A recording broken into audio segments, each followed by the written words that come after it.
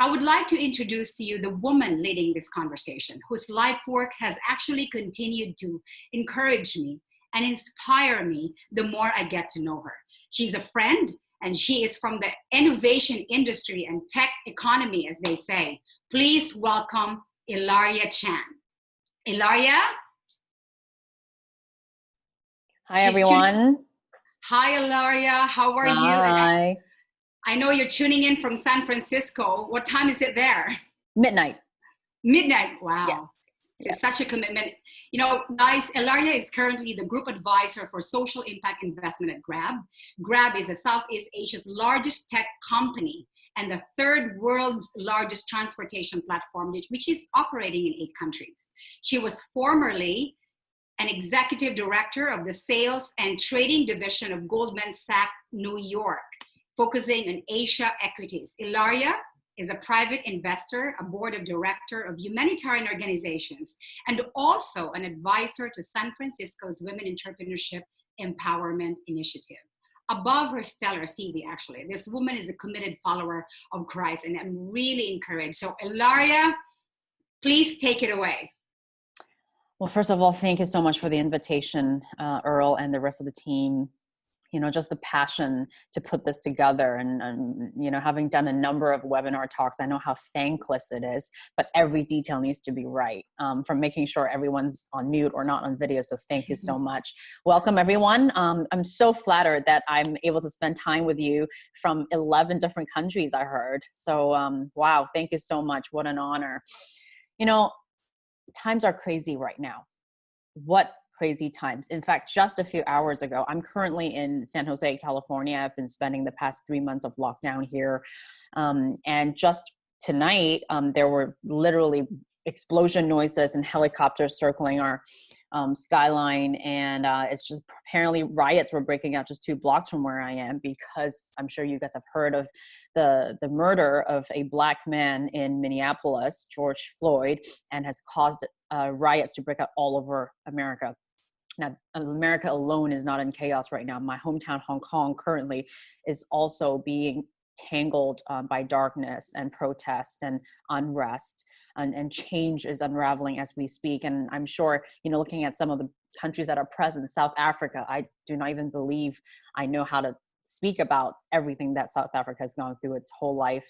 I've never been, but I know that, you know, Malaysia, Philippines, every country has their own drama, because change is constant. And we are living in an intersection where darkness and light constantly clash and are fighting their way. So I am so glad today that I could put this all in context, especially speaking to a focus group of women who really want to change the world. Now, I'm going to be really breaking down into 3 simple points today. And today our theme is about thriving. In a world that is constantly changing, there are also, fortunately, things that are constant and timeless. How we treat people, our character, and the impact that we leave on society, which will stay on for years and years after we are gone. So today, as I take on this topic of women in business, how to thrive in changing economies, let's zoom in on some of the constants in life that can allow us to thrive. Now, I'm going to talk about 3 points. Number 1, how do we help people thrive in today's world? By looking at human beings the way God looks at them. Number 2, we're going to focus in a little bit on women specifically. How do we shine as women? How do we thrive as women today in the marketplace? And finally, the last point is, how do we really create value to make our society thrive? The first point is actually, I mean, it's so dear to my heart, because my favorite Bible verse in James 2 is not showing favoritism. So allow me to very quickly read it. Favoritism forbidden. My brothers and sisters, believers in our glorious Lord Jesus, must not show favoritism. Suppose a man comes into your meeting wearing a gold ring and fine clothes, and a poor man in filthy and old clothes. If you show special attention to the man wearing fine clothes and say, "Here's a good seat for you," but say to the poor man, "You stand there," or "Sit on the floor by my feet," have you not discriminated among yourselves and become judges with evil thoughts? Listen, my dear brothers and sisters, has not God chosen those who are poor in the eyes of the world to be rich in faith and to inherit the kingdom. He promised those who love him, but you have dishonored the poor. Is it not the rich who are exploiting you? Are they not the ones who are dragging you into court? Are they not the ones who are blaspheming the noble name of him to whom you belong? Wow. I mean, I feel like this is written for our times today. I think if the poor aren't feeling exploited, if people aren't feeling discriminated, we wouldn't be having all these riots and protests on the streets right now, right? So how do we think about this? One of my heroes, Francis Chan, he preaches a really great sermon about how do we view people. And he mentions a quote saying that, in fact, God created us wanting us to worship him, love people, and use things. However, we ended up as human beings screwing up the order. So we end up ignoring God, worship ourselves, love things, and we use people to get there. I think about celebrity worship in today's culture, and I know it's especially relevant to some countries that I'm speaking to right now, that your whole world revolves around following your celebrity, following their Instagram, knowing what they wear, going crazy when you see them on TV. Why? Why is there such a worship of human being? Even in church, I'm embarrassed to say sometimes, I'm like, why does it matter that you have to take a selfie with someone that's well known and then post it online and then have to brag about being able to meet them? And I realized if we dig deeper, by exaggerating association with a celebrity or someone well known is because of our insecurity. And then more than that, it's actually a mentality of how I can use the association to the celebrity to make myself look better in front of my friends or the people who look at me. A lot of elite systems elevate people who are well known and then put down like normal people. And this is actually how they create FOMO. And a lot of marketing machines create and perpetuate FOMO so that they can sell things, right? That is a whole different system, but that exploits on our insecurities. I want us to bring us on our full feet right now, because this is the groundwork on how we can view human beings correctly for us to actually help everyone thrive wherever we work or live. If our identity is rooted in God and not of this world, we can then operate from a place of strength, fullness, and security. Then we're going to be able to interact and serve people without constantly thinking of how we can use them to prop ourselves up, prop up our fragile ego. In the business context, that is actually super common. A lot of like tyrannical bosses and very abusive people who are seniors is because they have a fragile ego. So they want to put down people who work for them, take credit when it's actually not their credit, and because they want to preserve their place based on the fact that they're not sure if they don't do those things, right? So how different can we be if we actually operate from a place of security and strength? In business context, that is really the only state in which we can conduct business that can also prosper others. I want to focus on this concept too, God's economy versus men's economy. In Matthew 20:16, it talks about how the first shall be last and the last shall be first. It's a parable of a vineyard. Now, what is God's economy? Let's think about who does he lift up, and what about men's economy, right? God often, in fact, if you look at all the stories in the Bible and how Jesus was, God gives partiality to the poor because he knows that the poor can do nothing for him and the poor needs him. That's a beautiful kind of love, is I help you, I love you because you need me, because I can serve you. Whereas what do we usually do in men's economy is the other way around, right? Is if you're useful to me, I'll talk to you. If you're not, go away. If you're, if I'm superior and if you're of no use to me, don't even waste my time, right? So how can we switch this mindset?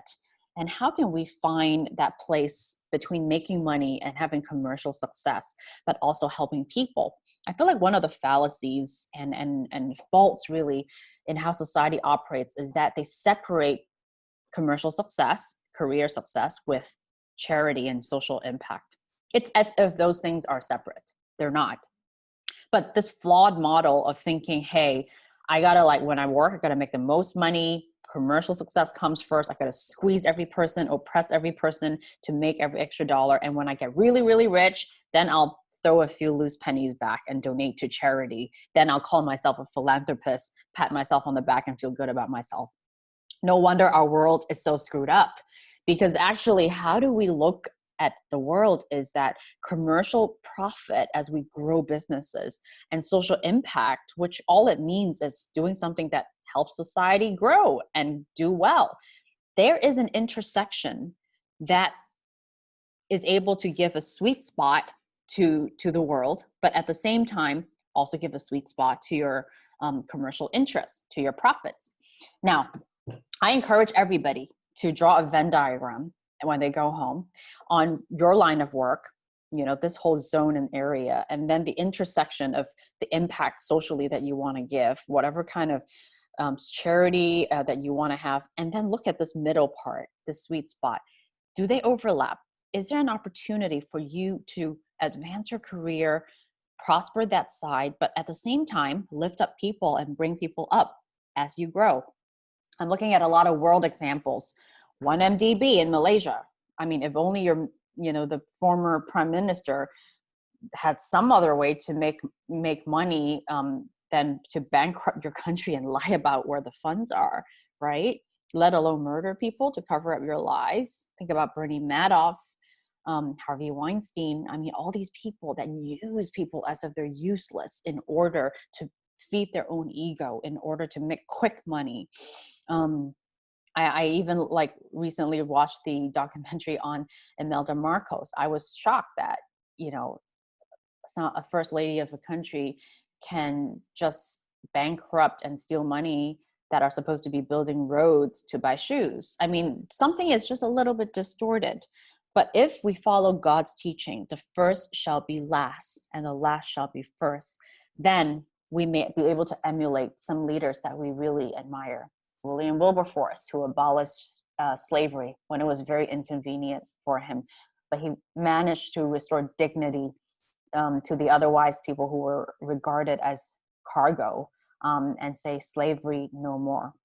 People like Mother Teresa, who went on serving one person after another, and her strength seems to only grow. Who do we really want to be?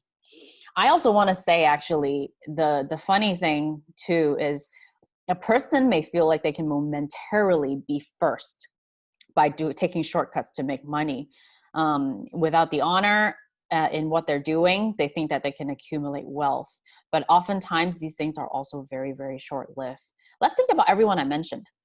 Imelda Marcos, Harvey Weinstein, Bernie Madoff, Najib Razak. Where are they now? I mean, it only took a number of years for people to really find out, because truth also speaks very loud. So I just want to say, at the intersection of economics, let's think with God's lens. Let's be shrewd as serpent, innocent as doves, and find the intersection between commercial success and social impact. And when we grow our business and grow whatever we're doing, we're prospering and lifting up people as well, instead of oppressing them and pushing them down.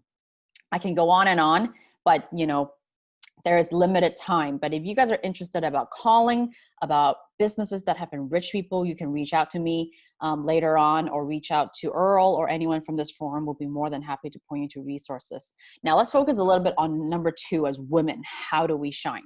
I'm going to be brief on this and share some insights that I've learned both from male and female mentors, because they're universal truths. Number 1, I encourage everyone to savor surprises. Now, this is a very important thing, because in this world, there's always a pressure to act like we know something that we don't know.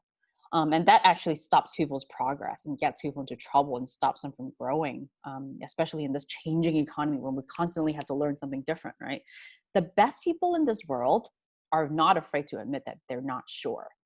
So if you can savor surprises, when things surprise you, shock you, disrupt you, and disagrees with your own belief and your own way of doing things, you allow it, you love it, you savor it.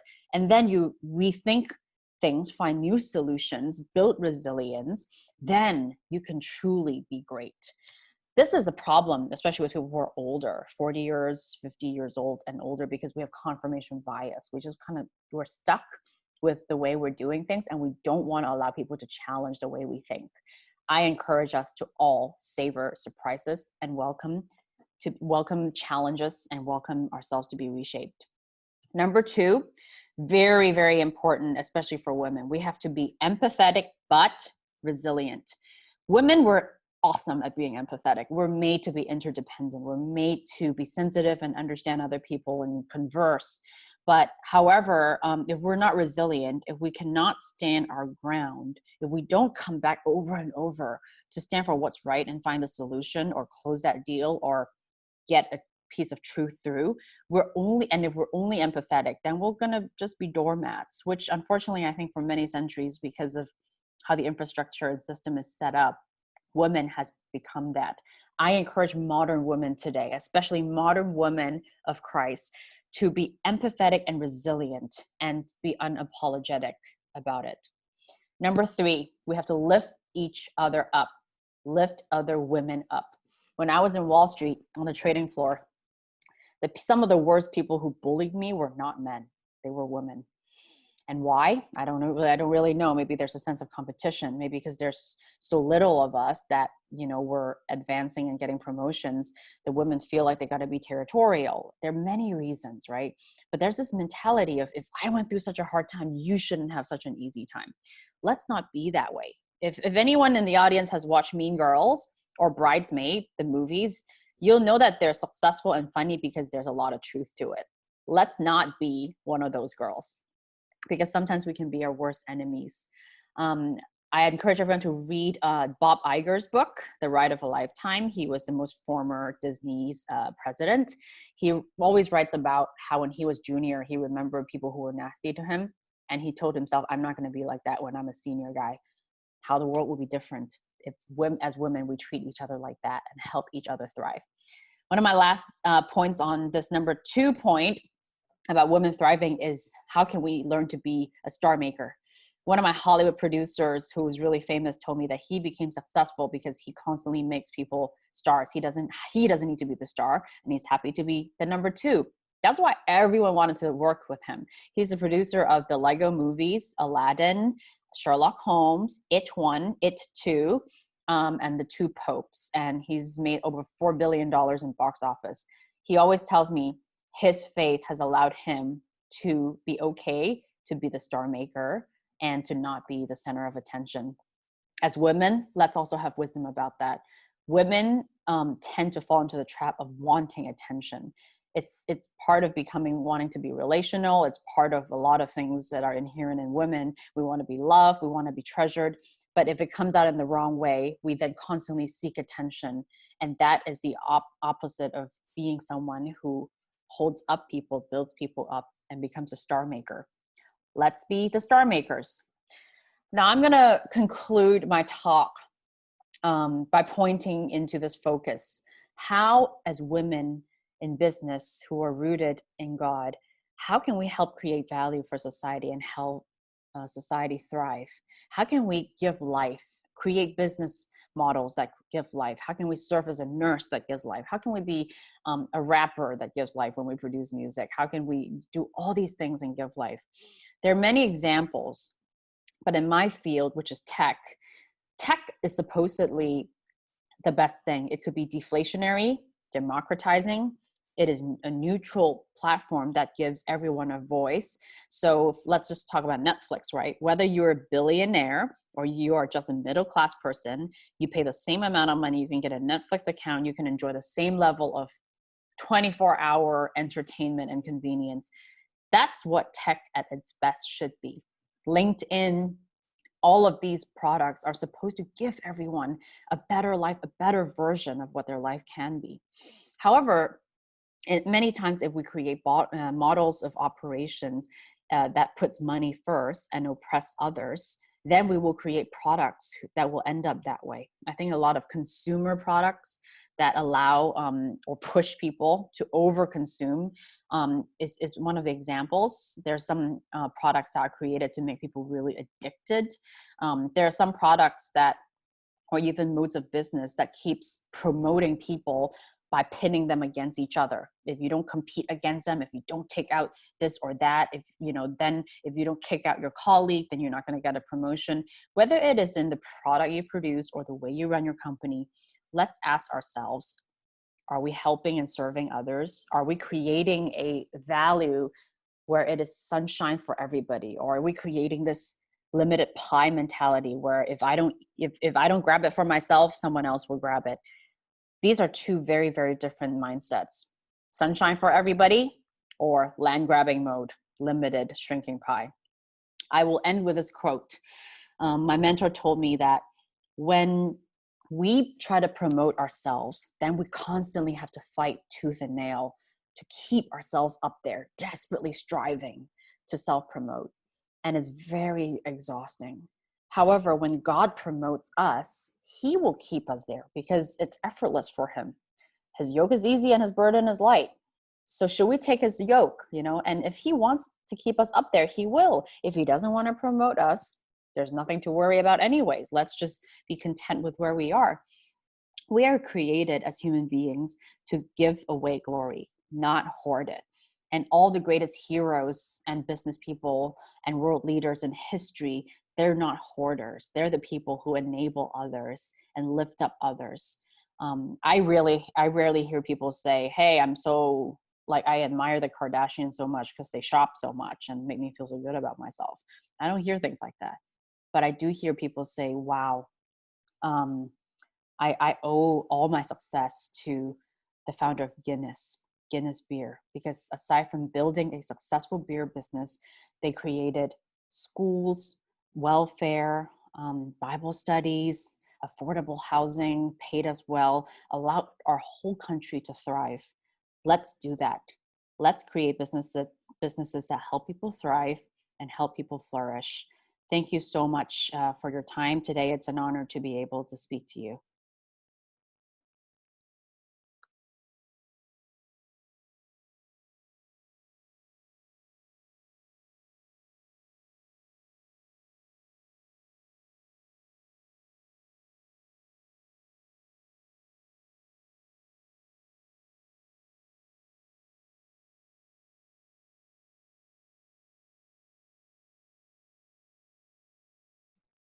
Earl, I think you're on mute. Unmute myself. There. Thank you. No, as I was saying, that was really rich. And I'm sure there's a lot of people already asking questions. I want to ask myself a question too. So let's call on the two other women that will be joining you in the panel so that we can keep the ball rolling for the question and answer. And let us begin with Jan C. Jan, are you there? Hi, Jan. Hi, Hi, Ilaria. So I'm getting better in controlling my mute button. So Jan, yeah, this is adapting to the new technology. So Jan, can I call you Jan because you're Jan Catherine, right? Yeah, of course. Yeah. So Jan is actually the vice president for SM Development Corporation. Her BA is on business and economics. Her formation is rooted in Christian liberal arts and a graduate of Westmont College. Her academic training is actually integrated with faith-based values, equipping an apologetics, Christian doctrine, Old Testament and New Testament survey in holistic context through artifact, anthropologic, and manuscript support. So that's Jan, and I'm so excited to hear from you. But before we move on, allow me to introduce Lynn Toit. Lynn. Hi, Lynn, are you there? So yes, Hello. Lynn is here. Hi, there you go. Hi, Lynn. Hi, how are you? Yes, we're just women. Allow me, okay, Ilaria, I'm just like, I'm not idolizing her. I just really love her hair. It's so pretty.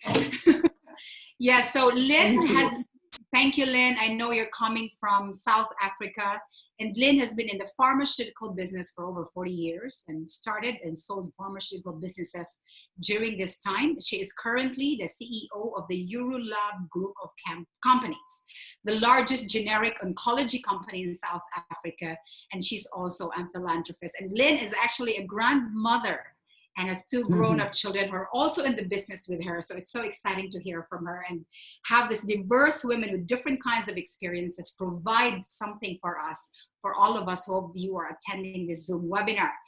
So are we all ready, girls, ladies? Yes. Yes. Okay. I want to kick off coming from Ilaria's talk, which is I really love her talk when she Ilaria, this question goes for you. So you pointed that the contrast of man's economy and God's economy. And you highlighted in terms of relating to people. God's economy lifts people up, man's economy uses people.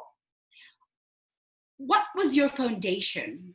What made you come up with that kind of insight and framework so that people can understand, like, yeah, I don't use people, but they also, they change their minds. Sometimes they are led to, like, yeah, I need to use people to advance myself. So where can you direct them? In what doctrine or concept or idea that can we ground ourselves that there is such thing as God's economy, and there's a dignity of treating people? Where is it coming from? Well, it comes from the verse I read out at the beginning, right? If we look into James, it's very clear, and actually all throughout the Bible too, in Matthew that I also quoted, because it's actually wisdom that is opposite of what the world is about. The reason why we feel like we are striving in this world, and why moving up the corporate ladder, for example, or moving up the entertainment industry or broadcasting industry, it's all about hazing. It's all about paying your dues. It's all about, do I have to watch my back?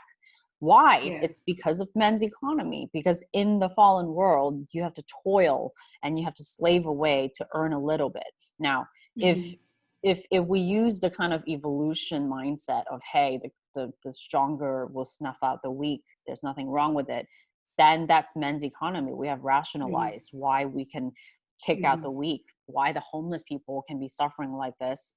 Or the blacks right now who are rioting, and where people are not dealt the same cards. So we, the world, if we follow our instincts on what we can do for ourselves, the math doesn't work. If everyone is selfish and wants all the resources for themselves, there's just not enough resources to go around. However, if I tell you, actually, you should just give away as much of your stuff and money as you can and help others, you'll think, oh my gosh, like, then what will I be left with? But think about it. If everyone gives away part of their wealth and their stuff to people in need, and every single person in this world does it, can you imagine what will happen? The economics actually works, because then you will have resources that are always allocated at the right time to the right people when they are in need. And when we are normally in excess and hoarding stuff, we don't need a lot of our stuff anyways, right? Most people, when they die, they still have money, so much money in their bank account because they're just hoarding. So this is all I'm saying is, if we read into the Bible, we don't have time to go into all of that. The wisdom is opposite to men's wisdom. To thrive in today's world requires us to be very smart about how the world works, because we still live in the world. We still need to get that job. We still need to try to get that promotion.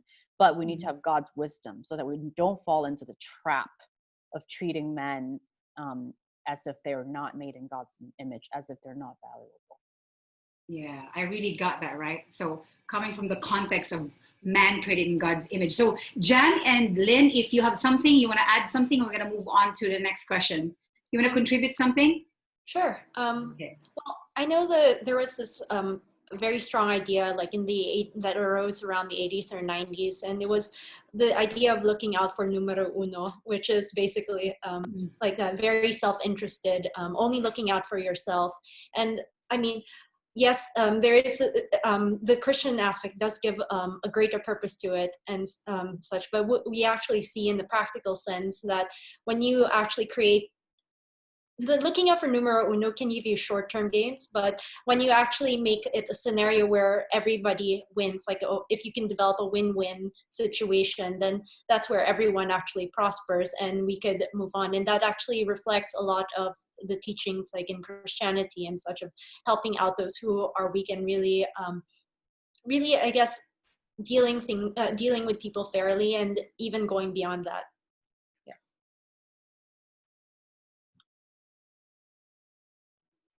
Mute. I'd like to maybe just add something there that the scenario that Ilaria and Jan have been talking about is not natural to us. It doesn't come naturally as a human being to look out for others rather than yourself. I think we're born inherently selfish. You look at little babies with their toys and, everything's mine, mine, mine. It's a wisdom that comes from God with a changed heart.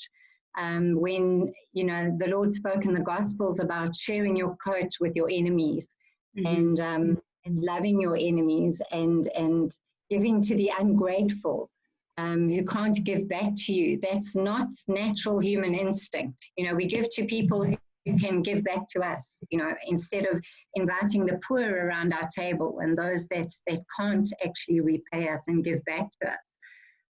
So it is a wisdom that comes from God, and I find myself every day on my knees praying for that wisdom, to avoid those traps of siding with the people who can give back to you and can add to where you are in life. So I think it's something we just need to be very cautious of.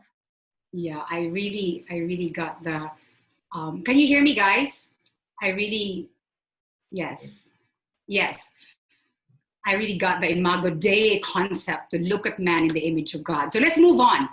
Why do women, there's a question here, Ilaria, for you. Why do women have very different approach in managing a business compared to men? Now, I don't want to fall into the trap of generalizing all men and women, but I would maybe I'll stick to kind of like the majority, which is why we have these stereotypes in the first place.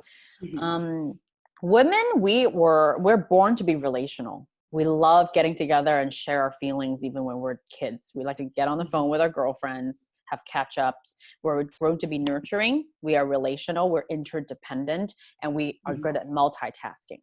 Men are pretty different. They're really good at being single-minded, charging through with a task, speaking their mind. Sometimes even like, you know, that's why some leaders, if they're very aggressive, they can bulldoze and you know, be very confident about stating why they're good, and they're going to have no problem telling people why they're awesome, whereas women tend to be a bit more shy. And I think there's also this historical background. Women have been told that they should stay at home, or women were not allowed to speak up. In fact, that might even get them into trouble if they do in some cultures. All of those things add towards women having a seemingly less decisive and assertive style. Now, today we're in the luckiest time for women. Even though there's still a lot more male leaders in every field than women, we are in an era where it's supportive for women to come out and, you know, follow our dreams. We are so fortunate. And then we're starting to see really great leadership styles. We're seeing, you know, the Prime Minister of New Zealand, who, you know, has been applauded by the way she has been dealing with COVID-19, because she has taken a very empathetic, right? What I talked about, empathetic but resilient approach, communicates with everyone, make sure everyone knows that she knows what they're thinking, that they are heard, because she is multitasking. She's thinking for others. She's thinking it from an interdependent sort of mindset, right? And it's not all about herself. Her leadership style is to include everyone.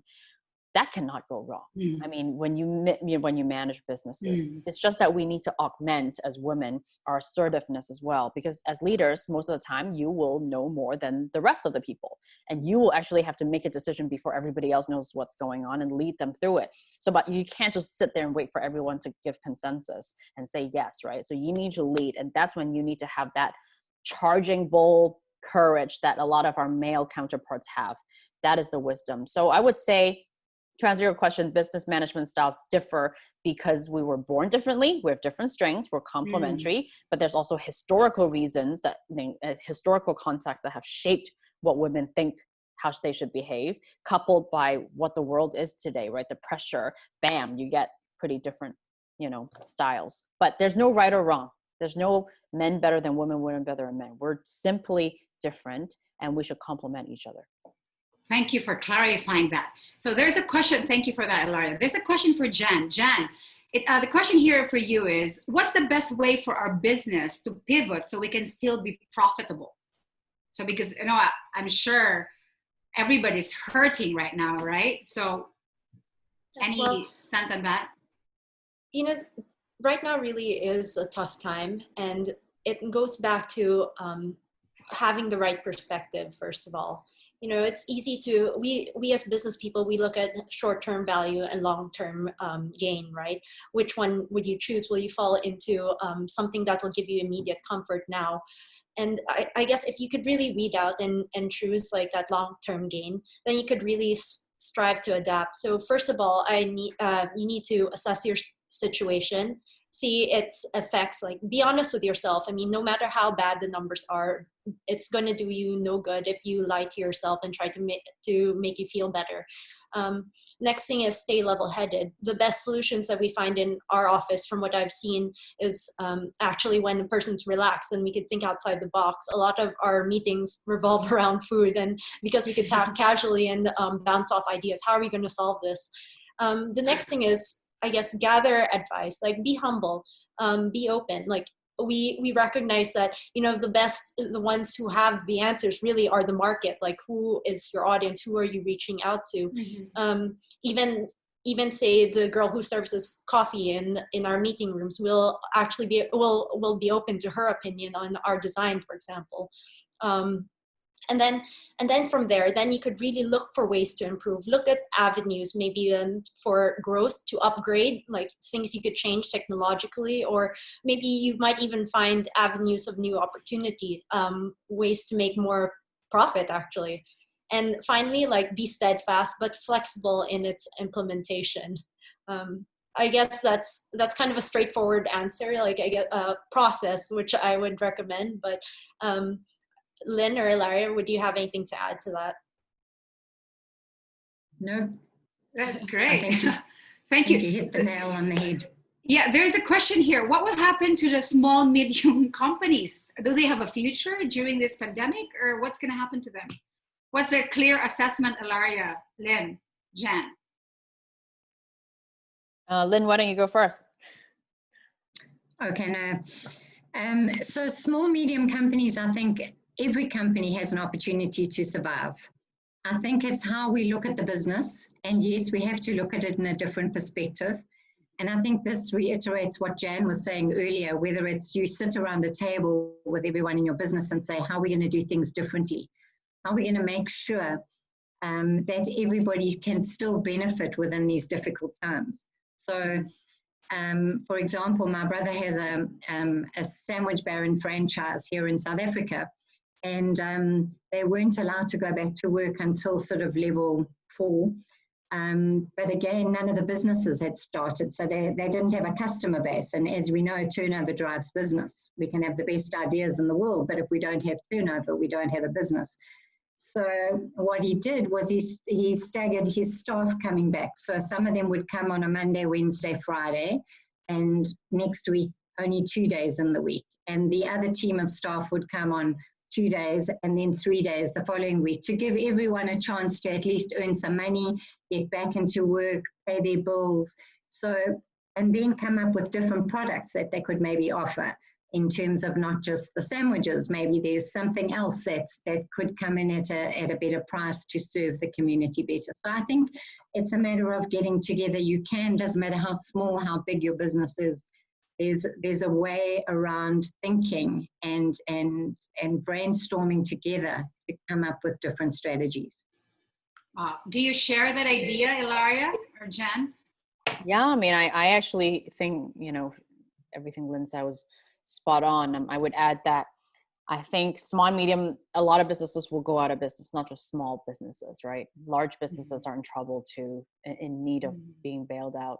But currently, what is very different is that the previous financial crisis were Wall Street led, housing market led. This current crisis is Main Street, small, medium enterprise, humanitarian led. Which is why it is so much more difficult, because everyone's business is being shut down. And it actually has a multiplier effect, right? If your tenants can't pay rent, eventually the landlord cannot, they just is not getting any rent himself, then how is he going to pay the mortgage to buy the house? And it all just kind of moves on, which is why it's very important. And linking back to the theory of, you know, we got to create businesses that help the masses thrive. And we can't just let people die off because, you know, they're not useful.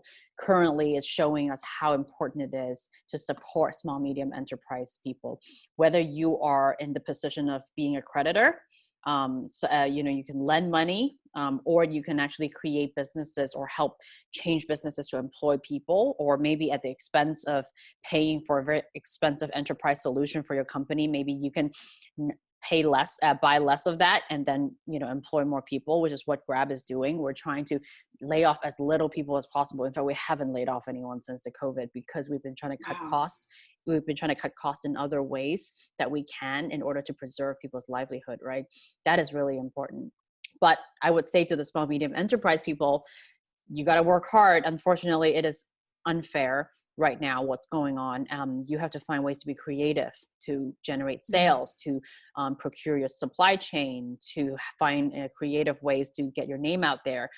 Social media is free. Try to be more savvy in marketing your product, cooperate with people, right? Link up with people, et cetera, et cetera, et cetera. And I really hope that small, medium enterprise owners can make it through. Yeah, wow. Since you mentioned that, Ilaria, I think this question goes for you too. When is it time to close a business?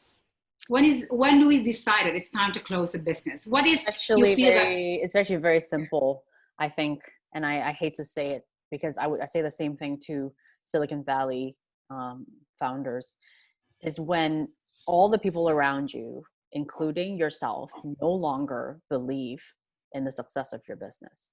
So if everybody else around you says, oh, you should close your banana stand, is not going to work, but you still have so much conviction that one day your banana stand will be so successful because you believe everyone on the street will fall in love with eating bananas, you should still go for it, because they could be wrong.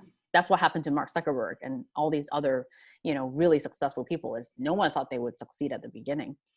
But if even you are wavering with your conviction and you're just holding on to it because of faith, because you don't want to lose the capital or whatever it is, then it's time to abandon and close the business. That's wow. I got that. Do you still believe in your business? So I think you better be clear with that. Now, Lynn, this is for you. Somebody sent this question. You've been in the business for 40 years and you've seen different kinds of market, be it bullish market or bearish market. So how do you make sense of continuing to labor and toil? Why do you continue what you do? What's the main purpose of work? So, because some people doesn't want to work. People don't want to work.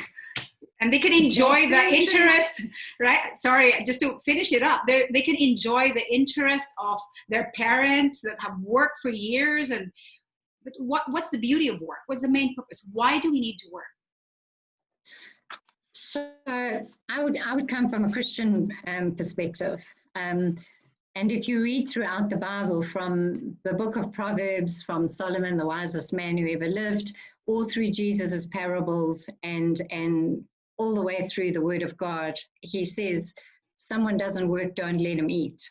Yeah. And essentially, at the end of the day, that's the core of it. We were created to work, because it doesn't just mean getting up and being disciplined and getting into the office and doing your work every single day. It means literally finding enjoyment in your work, number one. Number two, I think is just as important, is to be a faithful steward and a faithful employee in your business life. The more you enjoy your work, the more you put into your work on a day-by-day basis, and this is very practical, the more successful you're actually going to be. So I often tell that story of the janitor that worked at NASA, and someone visited and asked him what he does, and he says, well, I put people on the moon. And, you know, that's the attitude that we've got to have in our work, is that we work together as a team for a particular cause. We look after our families. My mentor and business partners often said, we don't work for ourselves. We're working for all the families that are our employees. We're looking after, and it's a responsibility that us as leaders or managers and directors and businesses, it's our responsibility to look after the families that work for us, first and foremost, and then we can go outside of that. But there are a lot of our employees, whether they're a low-level employee, such as a janitor, or our fellow sit on the board with us, whatever it might be, we have a responsibility and a duty towards them. And our duty is towards God primarily. So, you know, Jesus talks in one of the parables about them. It's the parable of the talents, we call it, where a master goes away and he gives the servants all 10 talents and the other one 5 and the other one 1. And he says, make it work for me. And when I come back, I'll reward you. And obviously he comes back and the one who had 10 had made another 10 more. And he said, well done, good servant, you'll be over 10 cities. Then the other one got 5 talents, he made 5 more. He said, you'll be over 5 cities. The last one obviously buried his talent. And he said, because his master was a harsh man and he would exact too much from him and he knew that he would take from other people. And the master said to him, take that talent away, banish that servant and give it to the one who made me 10. So we are instructed to have an entrepreneurial spirit, if you want to put it that way. God has given every single one of us a talent and we need to find that talent and we need to grow it. I like what you said. I'm gonna throw it to Ilaria and Jen too. You said we are to use our talent, and yes, it was written there, engage in business. So, but you guys believe in the Christian perspective. But how do you manage to share that to people in your partner, your shareholders, or your employees who doesn't believe in Christian perspective or who doesn't believe in Christian values? How do you do that? Ilaria, maybe you can begin. Sure. Well, you got every situation's different, right? Some people, it's just not a wise thing to just preach and talk at people. And I am a firm believer that the most incredible lessons and inspiration in life is caught, not taught. It's always when you see someone living it out and they are role models, they are living it in their lives. That's when you absorb it and you want to emulate them and you want to imitate them. That's the most powerful form. So, you know, God's principles are very universal.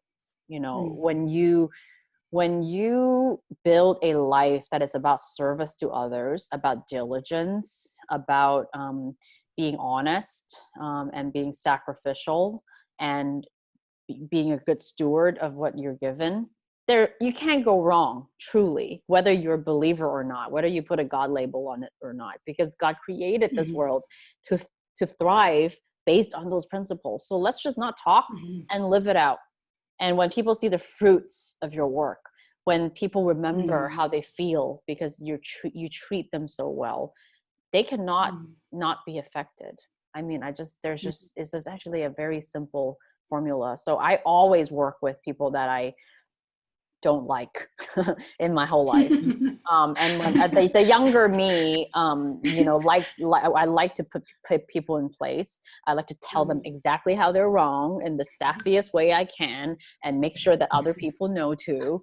That's my ignorance and immaturity of thinking that's the way to work with people that are difficult. But actually, there's something very powerful about grace and mercy, because if I don't take it out on people and I leave a place for them to reflect on themselves, some may never change, but the ones who do change, there's redemption and they can in future be your partner. And I must also warn people, at some point, people are going to be your client, competitor, or colleague. If today you treat someone terribly just because they're your competitor and tomorrow suddenly they got hired and became your colleague / your boss, you're screwed. So actually investing in kingdom values of loving your neighbor and not bearing grudges and living out Christian principles is going to ensure us to thrive. I really like that. So where do they begin? For those people who are watching right now who doesn't really share the Christian perspective, they like what they're seeing, they feel good around you, they're drawn by that, but they don't know where to begin. So where do we begin? Where do they begin? Jan, you can feel free to share. Jan, please. Sure. Well, actually, Ilaria said it all. Like the real way to really show your life or preach out Christian values is the way you live your life. And I think a very good example is actually right now in this pandemic, because this is an opportunity to show your leadership, to show how you adapt and how you respond rather to change. I think also another, I guess as a Christian, because we're talking along that line and such, what's so wonderful about it is that yes, we are called to work, as in like the Bible said it, as Lynn mentioned, like there are many references, but ultimately Jesus calls us to life. And when we follow that calling, that's when we find purpose. You know, I know you guys know him personally, but like and I've met him before as well. But I think you guys are pretty close. I was watching earlier the memorial service of Ravi Zacharias, and they played a short clip of him, which really struck me, and I thought that it put much purpose into life, which is what work is part of that journey. He said, what it means to be human is to be created in the image of God. What it means to find your destiny is to find your creator who has created you and why he created you for that purpose. In general, the Imago Dei, in particular, you are not defined, who you are alone does not define you, but whose you are. So I guess when you can operate under that mindset, then you could actually find your true purpose, and then that will actually provide the drive and the real purpose for your work. Very well said. Yes, that was really sobering. I think I'll just take a little pause. And for those people who like probably are wondering, like, why are these women so successful and yet they're so kind, right? Or they have this heart for lifting others. And that could only really be done when you receive the person of Jesus Christ. Because apart from him, we're just really sinners. We just are selfish. We just want to pursue whatever we want and use people, like Ilaria said, to the best of our ability to advance ourselves. So we can't do it. But if you really want to have an opportunity to maximize your gift and impact society and the nation and the countries, and you can really begin at having a relationship with Christ and really repent that you are away from him and you need him in your life. And with that, what he did in the cross, you can have the opportunity to live a redeemed life. And that's an invitation for everyone. And you can begin now as we speak. So that was just so sobering. Yeah, I was crying the whole night watching it. And Lynn, I want to go to you. The question here, you said about engaging in business. Is there a correlation of engaging in business? Well, this is the context of Christianity, that you're engaging in business until your master comes. Master meaning to say Lord Jesus Christ, until he comes for the consummation and the second coming, when the new heaven and the new earth are established. Is there a correlation of business economics, of you guys creating wealth to the advancement of this kingdom? And I'm giving this to Lynn, but feel free, Ilaria, to add to that. Is there a direct relationship with that? Like, as you create the wealth that is given to you, because it's the talents given to you, does that mean that his kingdom is also being increased? Or tell us more about that. So I think, in terms of God's kingdom, Jesus taught us to pray thy kingdom come and thy will be done every day. So it's part of the vision that we live with on a day-to-day basis, is God's kingdom to come. We long for that and we work for that. But in the meantime, he's given us these gifts and talents to work and to engage with people and to work for his kingdom. So sometimes it takes a very long time. I've been in business over 40 years, but I started out as a nursing sister. That was my qualification, and went in as a very junior medical rep into business. It took all these years to grow me as a person. God had a lot of work to do on me. But essentially, I think that engaging in business and creating wealth for his kingdom is what Ilaria spoke about earlier, about that challenge of being philanthropic as well as, creating wealth. And I don't think it's a bad thing to provide for your family and for your grandchildren and your, in fact, the Bible says that we should be doing that. But I think the most important thing is to be feeding the poor, and you know, not bruising the weak reeds. Jesus said he didn't come to bruise the reeds. A bruised reed he would not break is actually the words that he used. So I think our responsibility as we grow in terms of creating wealth and creating businesses is to encourage and create. I mean, there's a saying, and while the ladies were talking earlier, it just reminded me of it. It says a good leader has many followers, but a great leader creates other good leaders. And that's our responsibility, is to create the people around us, is to develop them and create them, as Ilaria said in her talk, and make them star makers. We should be star makers, making other people around us the stars. So I also do believe that our left hand shouldn't know what our right hand is doing. So while it's very popular to promote often NGOs and philanthropic giving and that sort of thing, I think there's also a case to be giving to people out of our overflow and out of our abundance. And even when we don't have the abundance, God will sometimes bring these people into our space. That's actually, at my worst month, when I was really struggling, God would bring someone in that desperately needed something. And I would say, where do you want me to find this to help that person? How am I going to give to them? But he made a way. And when I was obedient to what he'd put in front of me, and I'd given out of what I almost didn't have, he blessed and multiplied 40-fold and 100-fold and 1,000-fold. So I think it's always just being faithful to his voice and to the people that he brings and puts in front of us.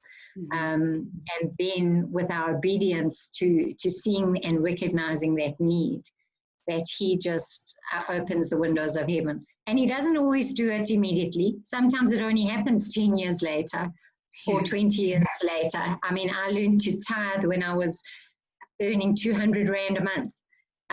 I would tithe my 20 Rand from that very basic small salary. And now it's not even an option in my head. You know, it's the first thing that goes off my bank account every month. It's because I've learned that habit and that obedience from, you know, from small beginnings, if you can put it that way. So whatever your business is, whether it's selling bananas, whatever that is, you know, just give from what God has given you, because none of us deserve it. That's the truth. None of us deserve it. Wow. You know, it's so encouraging to hear that what's really unifying, which actually Ilaria taught, is that lifting other people up as you go up and thinking for their concern over yours. But I'm sure there's also a cost for that, and I will ask Ilaria later. But there is a live question from Kat. I don't know if she's ready. Kat, are you ready? Katrina Anko. Yes. Hi, Earl. Hi, Katrina. Hi. Yes. Good afternoon. Good Hi. afternoon. Thank you for joining us.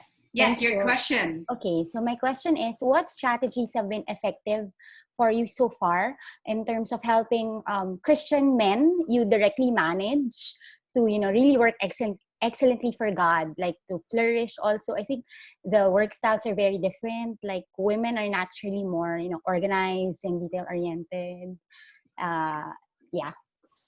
So who are you asking that? Any, Ilaria, Jan, or Lynn, or whoever can answer it? Whoever can answer it, yes. Thank you. So thank you, Katrina, for Thanks, your Earl. question. So who wants to take a stack to that? Jan, Lynn, or Ilaria? Okay, I could do a quick one. I mean, most of my life I've been working with like kind of like a 10-to-1 women to men ratio, and I still am. And you know, we can't put people in boxes that way either, right? We can't say, you know, their organization skills are better or not better. But I will say, though, that if you are a woman and you manage, I mean, Christian or not Christian, it doesn't matter, really. I mean, Christian, the only difference is that you have another common language, which maybe allows you to get through to that person easier if you have that affinity. But I tell you, some of the most difficult people you can deal with are people at church as well. So we also cannot say, you're better, and easier if you're Christian. So let's just say men, if you are in a more senior position than a man, we have to be very sensitive to men's ego, because men do not like to be called out. Men do not like to feel reduced and disempowered. And so there is a skill in how do you give criticism. Now, it should actually apply to both women and men. It shouldn't, it's quite universal. But I think if you have men that you notice that have an ego issue, or they want to be the ringleader, then you have to lead them in a way that, like I said, empathetic but resilient. Make them know you're the boss, but you don't go out of your way to make them feel little. In fact, celebrate their strengths with them, but let them know that you have a very firm standing and very firm grasp of what's right and what's wrong, and they better not mess with you. So I think it's very clear. It's really clear, you can be nice, but not be a pushover. You can be kind, but not be a doormat. Right. Like, and this is something that I think every woman should learn. In the workplace, especially. I think, in marriage, it's a different kind of thing. And I have no advice because I have no knowledge and wisdom in that. But I really think in the workplace, you just need to have this chemistry. Because a lot of times being a woman is a strength, because men, a lot of my male colleagues confide in me things that they would never confide in other men, because they feel like they can talk to me. That's it. Right. So anyway, there's no pat answer for me. That was it. Katrina, are you satisfied with that? Any more? Hello, Katrina? Okay, I think she got it already. So thank you for that. Thank you so much. Thanks, Ilaria. Thanks, Earl. Thank you, Katrina. There's another question here. I think this is directed to Ilaria. In a family business, so this is in the context of being in a family business. Why do I always feel like it's a competition? Is this a reason for you to quit? Can you quit in your own family business? So Lynn, I think, that you can speak into that. Jan, feel free. So Ilaria, take it away. Are you sure that's not a Jan question? I'm putting her on the spot. No. Yeah. But I would love to have Jan, if she wants to give perspective. Obviously, it would be valuable, but it's up to her. What a great question. Sorry. So the question is, in family business, how do you feel like you feel like it's a competition? So she's tired of having the experience, because we also don't know if it's true, right? The experience that there's always a competition, and she find it a reason to quit. Okay. So I love this question, because I grew up in Hong Kong, and the whole social sphere that I grew up in, most people are in family businesses, and they end up staying in family business. I'm actually one of the people who consciously decided not to be in our family's business, partially because, our family is in textiles. So actually economically, we just don't want to keep growing that, because there's a deterioration in that. But more than that is actually my dad has really great wisdom about rivalry between siblings and cousins, because he has experienced that with his business partners. There is no easy answer. One of the fallenness of us human beings is that we, especially in family, we can be very toxic. And especially if you have the power, the financial power, a lot of the patriarchs or matriarchs will end up they will control their kids and family if they have the power to say, you should spend this much time with me. You should be the best daughter or son to me. Otherwise, I won't give you, the seniority. Otherwise, you won't be the heir to the empire. Otherwise, you don't get to, run this business. It's very toxic. And that's why in most really wealthy families, it's actually a huge blessing when people can get along and work well together. Most siblings don't end up getting along together in family businesses. I'll just be super honest. I think that, even if they outwardly are polite, inwardly there would be resentment, because money has been cursed when we love it too much. God is so clear. So when most of the family business is because they're wealthy, that's why there's a family business. When you're wealthy and everybody loves money and loves the power, then the drive is to grab it for yourself. We're back to the principle of using people or loving people. But rarely, in some cases, when people have, the Spirit of God, or they have grace from God to have the wisdom to do the right thing, is they believe in sharing power, and they believe in everyone prospering, right? And so I would say competition is good if it's healthy, but if you have the wisdom to not fight for certain things and not be petty, you can also have the power to break the cycle. Because if everyone in the group is fighting for something and you decide not to, but you continue to do your work well, you are removing yourself from adding hate and adding bitterness into that group. And at some point, the magical thing is when you see grace and kindness, it will affect you. You have to be made of tin to not be moved by that. And if you're brave enough to be the tiebreaker, all the blessing to you. Wow. I think that was very clear. Jan, feel free. I also want, after Jan, I want you to also fill in, Lynn, because you're a mom and you have children working with you, and that's from a different perspective. So how do you handle when children are fighting over your inheritance or fighting over your position, or you trying to hold on to your position so no children will get it? So there's so many aspects to this question, actually, which is actually, I love that you read. So it shows so much about the human nature. Yes, Jan, you were saying something? Jan, you go first, yeah. Okay, thanks, Lynn. I just wanted to clarify though, when it says, when you're saying that there's a pressure to compete, do you mean like pressure to perform best, so like better than your other siblings, or is it you're competing towards gaining control of the company, perhaps? Yeah, well, that was a signed-in question. She's not live. Maybe you can speak into those categories that you're... I get it. Well, because thankfully, in my situation, my own scenario, yes, I do work for a family business, and I actually have 18 cousins. So, but what I'm fortunate about is that we actually, I'm part of a business that covers a wide range of things. So from retail to real estate to banking and such. So each one of us we have the freedom to go around and move our like into what we lean more towards, like even food, like supermarkets and such. And I'm very happy that my cousins, a lot of them are older than me. We've all been like, I guess we've all grown close, or we're very good with each other in that sense. We're very nice. Like they never really refused to help me, like when I'm still trying to learn a lot of the things.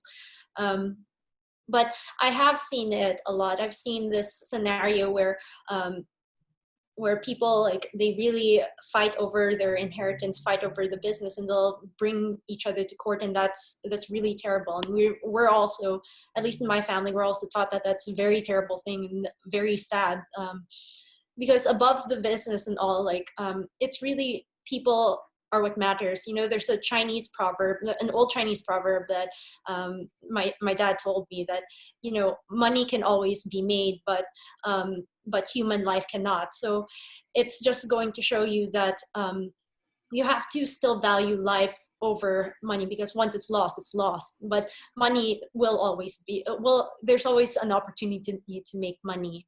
And so I think you'll have to, it's a tough issue, but it really has to deal with your heart. Is God really trying to teach you something and such, and how you respond? It's sometimes it's just by focusing, doing your work, like Ilaria said, or sometimes it's even say you created something, like Jacob's well, right? And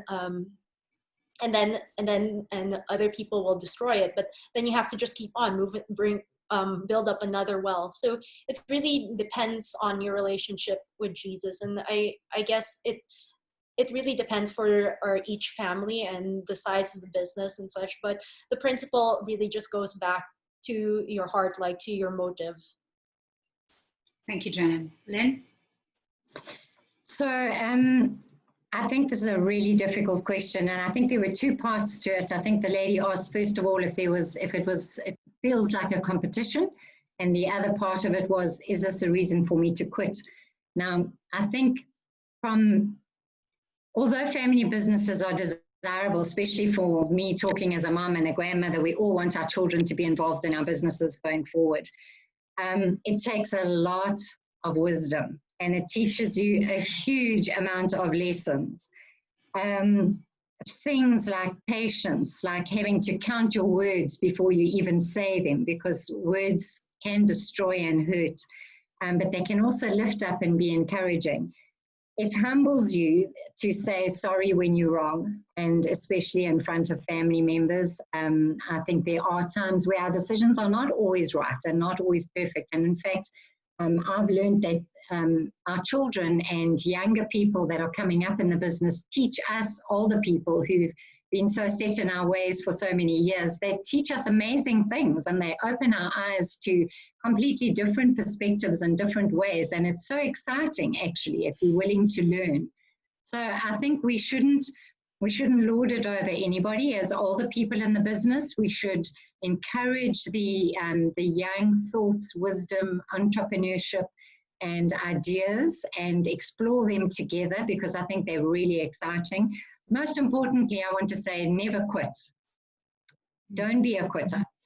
I believe that God created a family. He created families, and from day one, from the Garden of Eden. Have there been conflicts? No doubt in my mind. Jacob and Esau was a conflict. Saul and Jonathan were conflicted.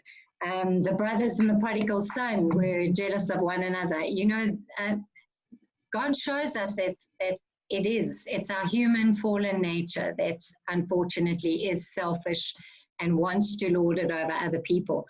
But he teaches us through these relationships day by day by day. And I really believe that if we handle our work one day at a time. I listened to a very inspiring lady. She was actually, she's a rocket scientist. You don't often meet a real life rocket scientist, but she is. She was Israel's leading scientist in putting their first mission to the moon. And she came and spoke to a group of us women here, because I'm part of a Sheba Hospital initiative here.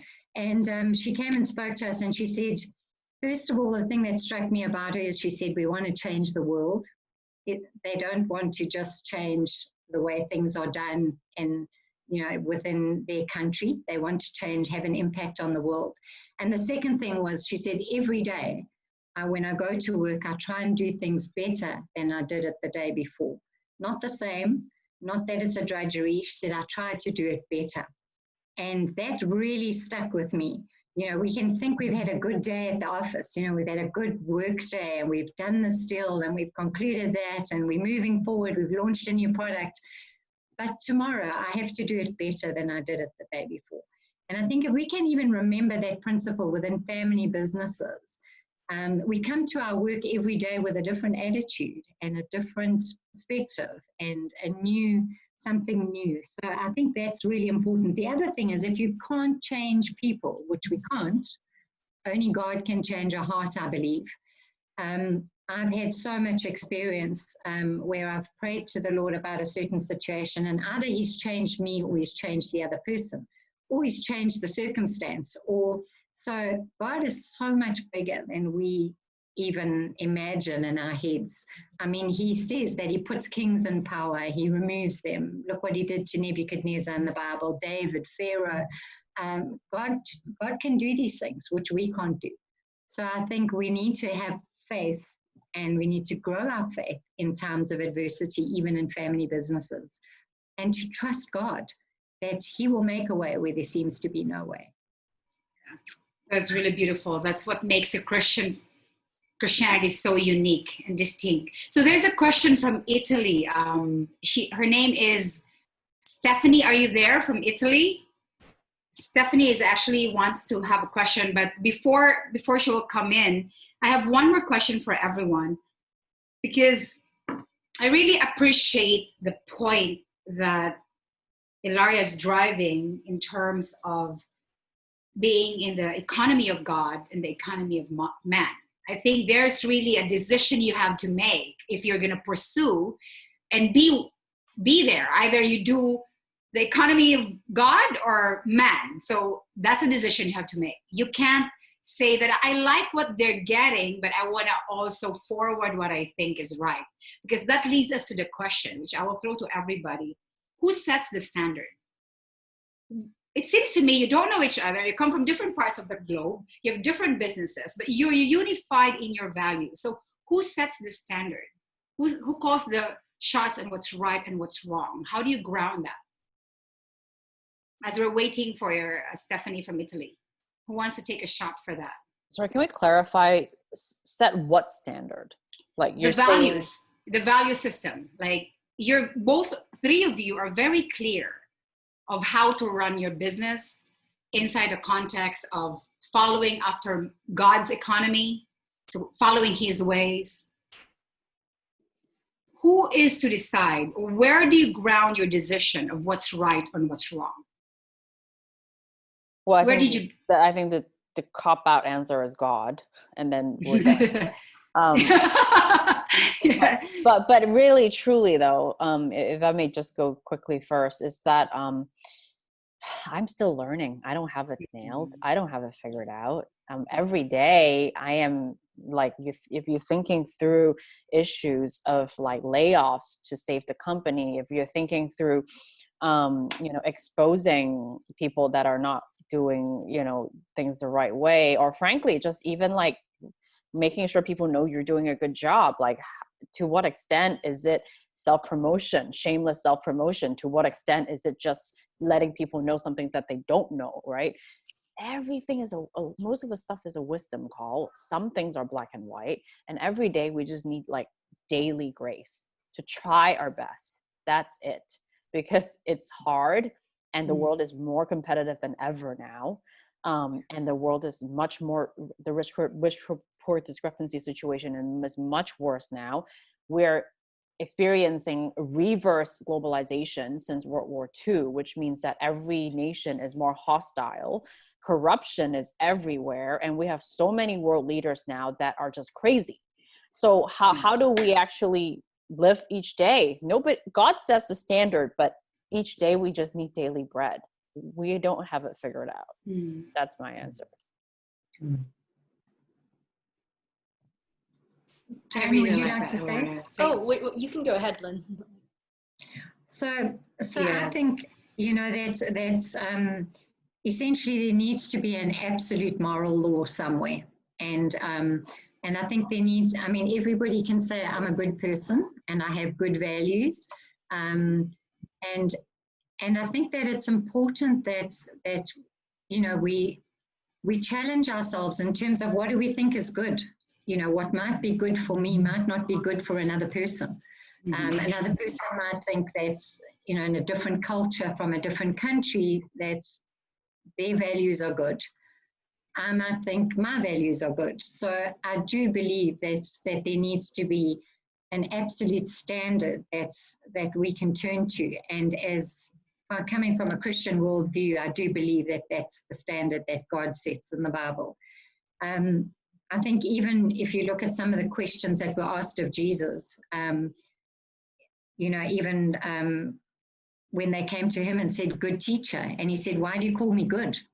He even challenged people in their assumptions of what they defined as good. No one is good except God. So, I think only God changes a heart, and pride, greed, lustfulness, all that sort of thing comes from the heart, and attitudes and that sort of thing. So I think we need to have a solid standard of what we classify as being good values. And from a Christian worldview, we believe that comes from the Bible. As the authority. That was really well put, ladies. So Stephanie is ready from Italy. Stephanie, are you there? Hi, Stephanie. Hi. Oh, hi. Are you calling from, where are you calling from? I'm calling from Italy. Okay, great. That's awesome. From Milan. Okay. Anyway, I just need to ask this question because everybody wants to be successful, right? And then how would you know if your drive for success is driving your life, or God is driving your life, if it makes sense? Yes, I think like your question is, how would you know if your drive for success is the one driving your life, Driving you, right? yes. The driving you. It's taking over you. It's controlling everything. I think they got it. Yes, like what is the indicator that God is driving you, that God is driving your life instead of your drive for success in your business? Okay, Thank Ilaria. you. Why don't Thank you. Why don't we let Jan go first? Okay, Jan, you wanna? Yes, Jan. Sure. So the question is, how do you actually check yourself? Yes. You know, then there's that famous phrase, right? Like, know thyself, which I find is very important. Like, you have to know your motivations for doing that. Realize that success does come to people. Like, we hear so many examples, right? Like, even in, especially like in the tech world and such, or people who've just like, who've ended up rich through sheer grit. But you know, I think has realized though that at the end of it all, though, there's still an unfulfilled. There's like an unfulfilled void, right? And I guess if and when you're left with this unfulfilled void, a lot of times it can bring you to depression or questioning to being why you're actually doing this. It's like you don't have a purpose. So I think I guess like one way to assess would perhaps be like see how you actually react to problems, how you react to things that come your way. You know, I think that's a good assessor, and continue to strive to be humble so that you could recognize whose success you are driving. Great Nice, answer. Good points. I think that in today's world, more than ever, we are defined by what we do and how successful and work crazy and busy we are, more than anything. In fact, if you're a great mom, but you're terrible at your job, you will probably feel more like a failure than if you are like Sheryl Sandberg, but you have to hire 5 nannies to help you take care of your kids. That is, I mean, by the way, this is completely distorted, okay? It's distorted by the current generation, what we idolize. That sets the backdrop with your question, Stephanie, is that, you know, we want to be successful because frankly, the world we live in, that's our identity. What did you do? Where did you go to college? What are you doing next? How driven, how busy, how much have you created? Are you an influencer? Are you an entrepreneur? Blah, blah, blah. And then we forget to ask, like, what is your character like? What would your close friends say about you? Do you spend any time with people that you love? What do you do when you see a beggar on the street? Nobody asks those kind of questions, right? Tim Keller said something really good when he preaches about work, and I really would encourage you to look up a lot of his sermons on work because it is very enlightening if you haven't already. He says that your biggest love is also your biggest fear. One of my really close friends, you know, she's a little older, and her husband was a very, very senior executive in Switzerland. And a few years ago, he lost his job because his board pushed him out, and because he was so successful for so many years, he literally didn't know who he was anymore when he got fired, and he shot himself and killed himself, and it was all over the press. In fact, our good friend Ravi Zacharias actually officiated his funeral. That was symptomatic of someone whose whole identity is based on the success at work. And he forgot that he actually was also a husband and a father and a friend and an art collector and, you know, so many things. And that was revealed that his greatest love was his job, and his greatest fear was losing the approval of men via his career lens, via his job.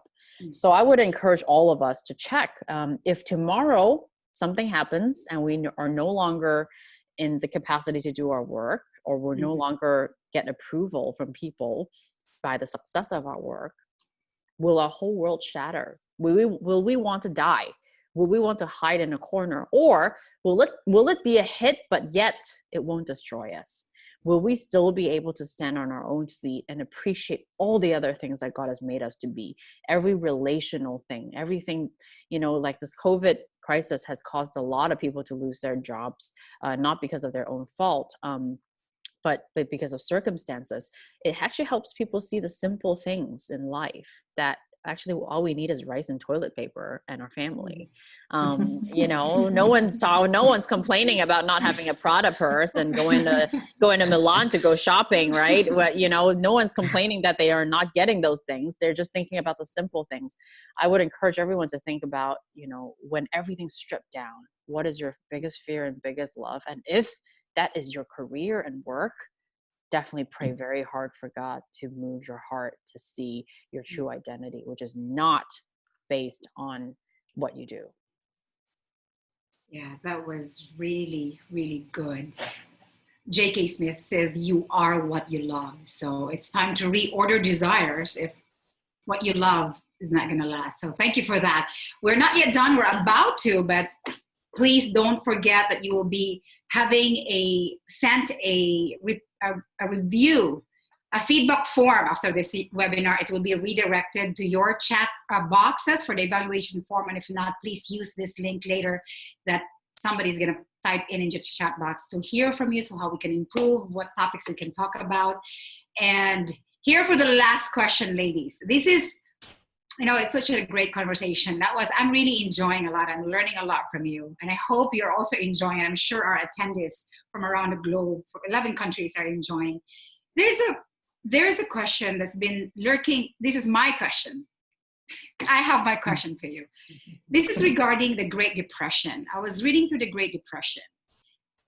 That was in 1930s, right? 1930s. And they said that since this is the Women's Forum, during the time when 15 million people, Americans, lost their job, there was actually a group of people that were able to create jobs, and those are women.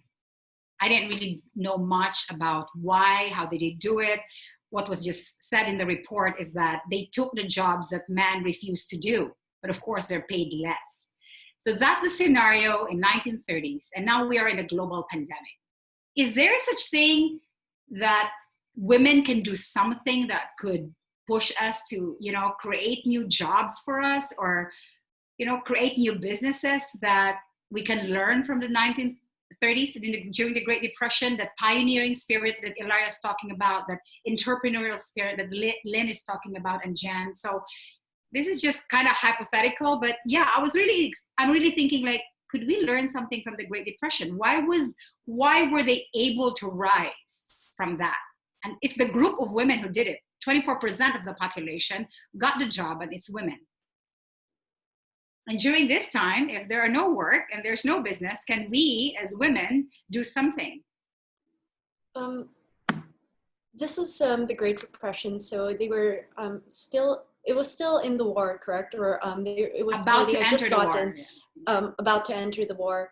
And I believe, like, at least from what I learned in my history class, is that a lot of women filled in these roles because the men had to leave to fight. Is that correct? Yes. So, yes, yeah. So it's really not that we can't, but I guess if there really is a need, because that one was an obvious need, that we needed the workforce. It was also kind of showing how versatile and how women could actually step into those roles at those certain times, even though they were mothers, even though they had a lot of other roles to fulfill. So I guess the lesson to be learned from that could be, the one there is if we can, like, really listen to the needs, like to the needs being created today, like, and that's actually one way to spot opportunity, correct? Like assessing the needs of the day and then taking the initiative to fill those needs. And that's my take on it, like from, I guess, like looking at lessons from the Great Depression. This is from the past. Anyone? before we close? I mean, I don't think I it's can a maybe just women. add Go ahead. Go ahead. Okay. Yeah, go ahead, Lynn. Okay. I was just when I came into my office this morning, we have a company that comes and sprays down the whole office on a Saturday, from top to bottom. So it's the ceilings, the floor, the desks, the patios, the window frames, absolutely everything. And I chatted very briefly to the lady who was here with her little team. And this is obviously a business that started out of the COVID. And she was just saying she used the word blessed. She's so blessed because she's been able to give some people work, and her and her husband have been able to start this business. And she said they've got so many corporate contracts recently, and their weekends have become completely crazy because you obviously have got to stay out of the office for 30 minutes after they've sprayed. And so most companies want it done over a weekend.